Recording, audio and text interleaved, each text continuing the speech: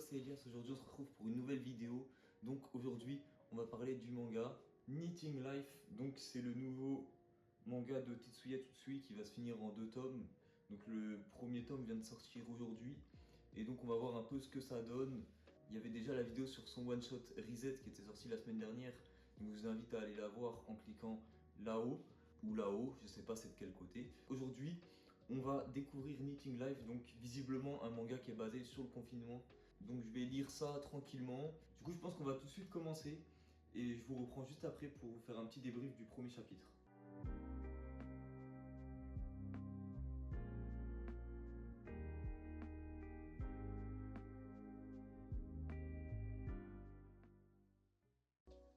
Ok, je viens de terminer le chapitre 1 et franchement c'est vraiment pas un manga classique.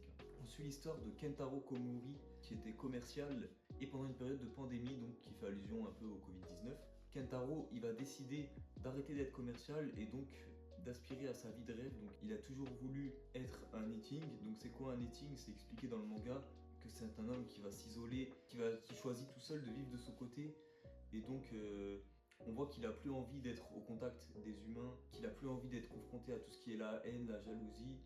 Il veut juste vivre sa vie de rêve. Donc il va prendre un appartement de 10 mètres carrés. On va suivre un peu son quotidien. Sauf que à la fin du chapitre, on a l'impression qu'il y a un visiteur qui arrive et donc je pense qu'il va le pousser à sortir de chez lui. Franchement, pour l'instant, je vais pas trop donner mon avis parce que je sais pas trop quoi en penser. Il faut vraiment que je continue pour voir un peu. On continue donc le chapitre 2.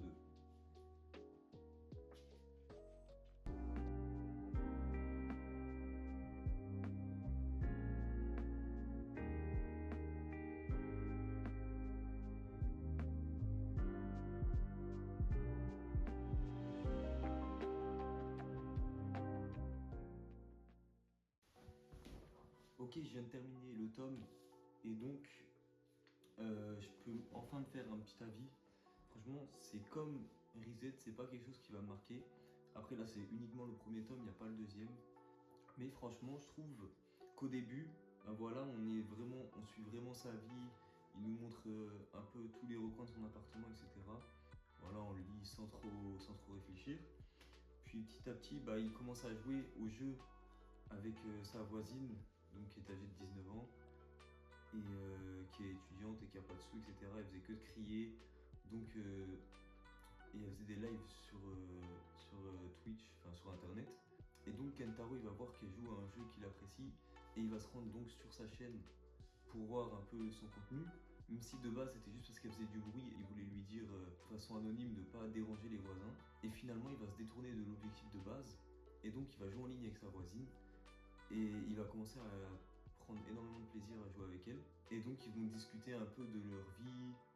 Voilà, donc elle va à l'extérieur et lui il reste complètement dans son cocon, enfin dans son appartement. Et il y a quand même la menace de quelqu'un qui vient pour justement ouvrir la porte et qui veut pénétrer dans son appartement. À la dernière planche du tome, c'est écrit: cette histoire raconte comment j'ai repris ma vie en main. On peut voir juste avant en plus qu'il parle d'un manga et qu'il va l'appeler Knitting Life. Et donc à la fin du tome, on commence à comprendre et à se dire: tiens, ça serait pas une autobiographie quand même. Et il y a autre chose que j'ai assez bien apprécié, c'est que je trouverais pas beaucoup de mangas dans ce style-là. C'est-à-dire que voilà, c'est pas un mode de vie passionnant, mais d'une façon ou d'une autre, l'auteur, donc Tetsuya Tsutsui, il a réussi à rendre ce mode de vie qui est assez répétitif, il a réussi à le rendre intéressant. Et c'est ça qui est assez bien avec cet auteur, c'est qu'il peut rendre des choses vivantes comme un jeu vidéo, la dernière fois avec Reset, où là, son appartement il prend vie, etc. Donc voilà, en tout cas c'était quand même assez cool. Franchement c'était une lecture chill, une lecture sans prise de tête. Et donc voilà, c'est que en 2 tomes, donc j'achèterai le deuxième tome. C'était pas extraordinaire mais c'était plutôt bien.